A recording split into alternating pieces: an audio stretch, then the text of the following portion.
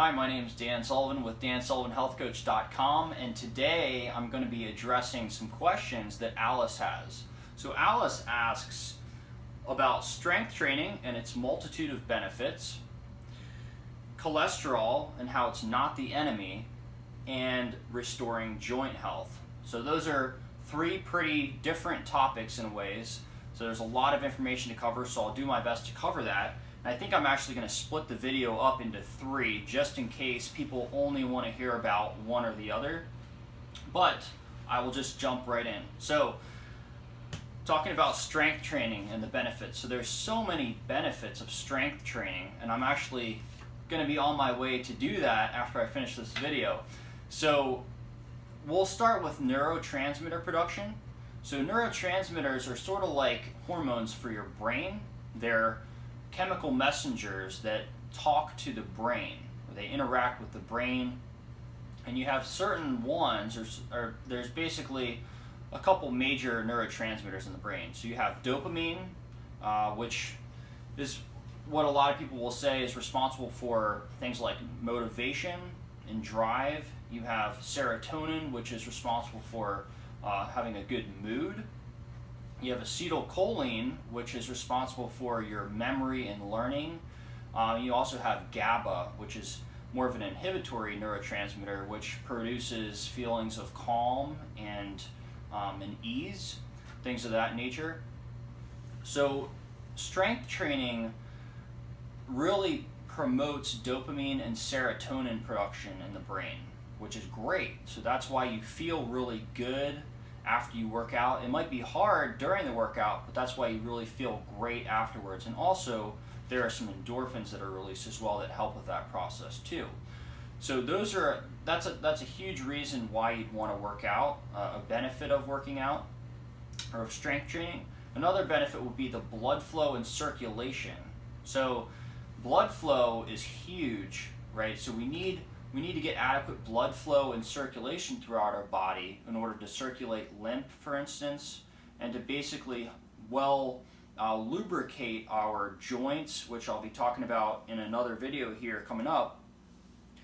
And so that not only helps to oxygenate and to get blood flow throughout our body, but also throughout our brain, right? So the body and the brain are all interconnected, and so by exercising or by strength training specifically, you really promote blood flow and circulation throughout the body.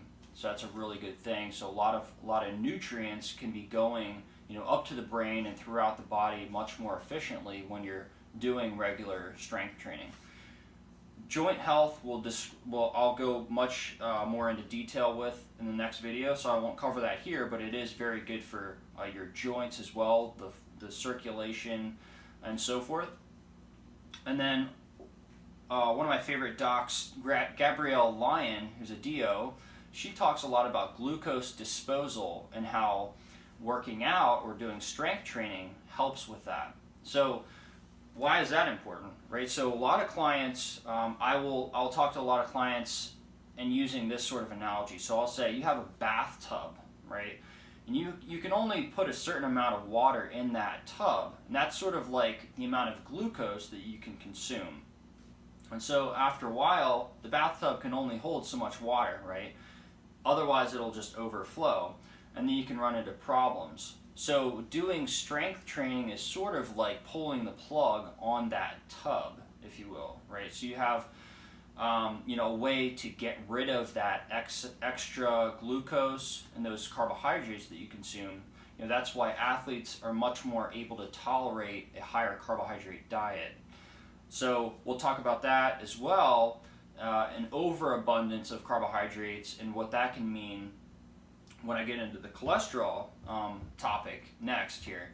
But in any case, it's really, really good for disposing of your glucose or getting rid of extra glucose, if you will.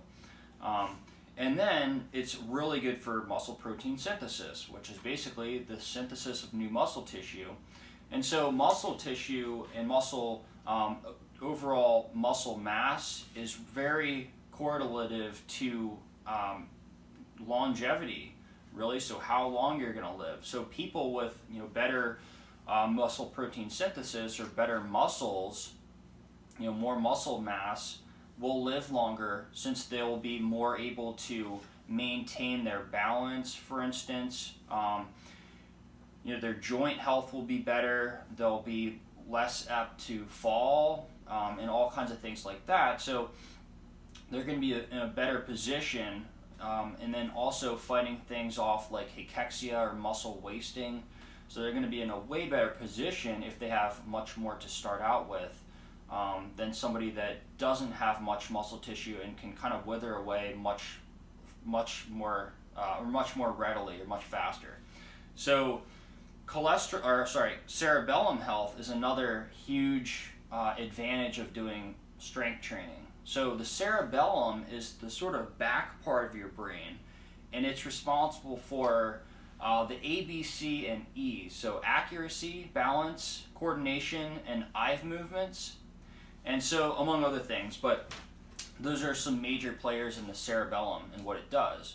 And so, obviously, doing strength training requires you to activate the cerebellum. And the brain has sort of a feed-forward loop where the health of the cerebellum is really necessary for higher cognition to take place. And so, strength training really, really helps you to activate your cerebellum and to keep it healthy. And so, as we age, our cerebellums tend to get less and less healthy, and especially if we don't use them, right? So the saying, if you don't use it, you lose it, and that's definitely the case with the cerebellum and the health of it. So strength training really helps to activate it and to keep it healthy, which is awesome. And then cholesterol health is a huge player as well. So sort of like the glucose disposal, where if you have too many carbohydrates coming in, you can't get rid of them. A consequence of that, or a usual consequence of that, is increased triglycerides, which are a part of cholesterol. So that's kind of how cholesterol ties into the picture too. So those are some of the many, many, many benefits of exercise. I guess another great one is stress release. It's really good for that, just kind of blowing off some steam. Not too scientific, but I'm sure there's a lot of research to back that as well, but that's another good one. So that will end the portion of the video on strength training. So next up will be cholesterol. I hope you enjoyed it. If you have any questions, please comment below. And as always, thanks for watching.